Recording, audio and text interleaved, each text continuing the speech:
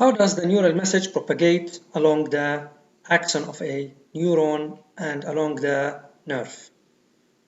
Now, we're going to study two cases, case of a neuron or a nerve fiber and case of a nerve, which is a bundle of nerve fibers held together by a connective tissue.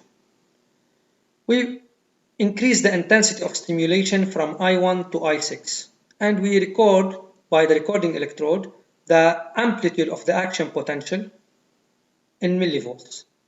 Now, as you see, I1 was below the threshold of excitation, and we just recorded an artifact of stimulation with no effect. However, as the intensity increases from I2 to I6, we notice that the amplitude of the action potential stays constant, which means that the system of coding in the case of a neuron is not in terms of amplitude of action potential because it stays constant. So how then is this message recorded or coded? When we record the frequency of action potentials, which is the number of action potentials per second, so how many action potentials I see per second at this point where I am recording using the recording electrode, I observe that as the intensity increases from I2 to I6, the frequency of action potentials increases also from 1 to 8 or 9 action potentials, maintaining a constant amplitude. So the frequency is increasing, but the amplitude is constant. So the system of coding in the case of a neuron is in terms of frequency of action potentials as a function of the intensity of stimulation. Now we say that the neuron obeys the law of all or none. All or none, either zero or maximum. Either it transports a message, an action potential which is constant, or the amplitude is null. And thus we record in terms of frequency of action potentials. On the contrary, in the case of a nerve, which is a bundle of neurons, a group of neurons, as the intensity increases from I2 to I5, we notice that the amplitude also increases. You see here the amplitude until it becomes constant after I5. So even though we increase the intensity more than I6 or I7 or I8, whatever, we will obtain a constant amplitude after I5. So why is the amplitude increasing? The amplitude is increasing because the nerve is made up of a group of fibers.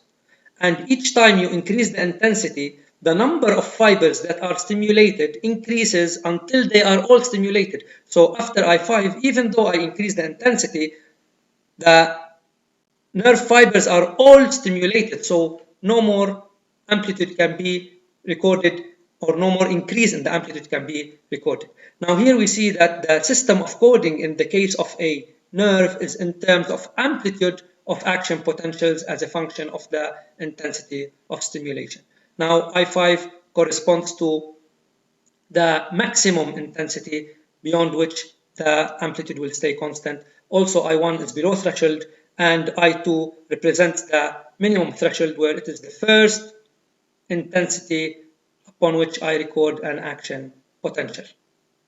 So now we see that we have two systems of coding in this case, one corresponding to the neuron, which is the frequency of action potentials as a function of the intensity, and the other corresponding to the amplitude of action potentials as a function of the intensity in the case of a nerve. Now, what about the speed of the nervous message? How can I record the speed of the nervous message, and what are the factors affecting the speed of the nervous message? So now we have another experiment. We have the stimulating electrodes and we have the recording electrodes. Now the speed is by physical means, is the distance divided by time. The distance in meters divided by time in seconds.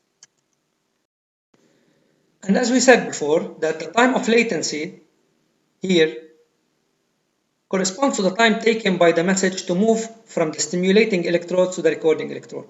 So now if I have this time of latency, and I can calculate it from the time axis, and I have the distance between the stimulating electrode and the recording electrode, so I have distance in meters over time in seconds, I can calculate the speed of the neural message. Now what are the factors affecting the speed? They are the presence of myelin or myelination, because in the presence of myelin, the neural message undergoes a jump signal on the nodes of Ramvier, which are the spaces separating two myelin sheaths. Also, the diameter affects the speed. So as the diameter increases, the speed of the neural message increases. So the speed of the neural message increases in two cases: the presence of myelin, which causes a jump signal on the nodes of Ranvier, and diameter, where as the diameter increases, the speed of the neural message increases. Thank you.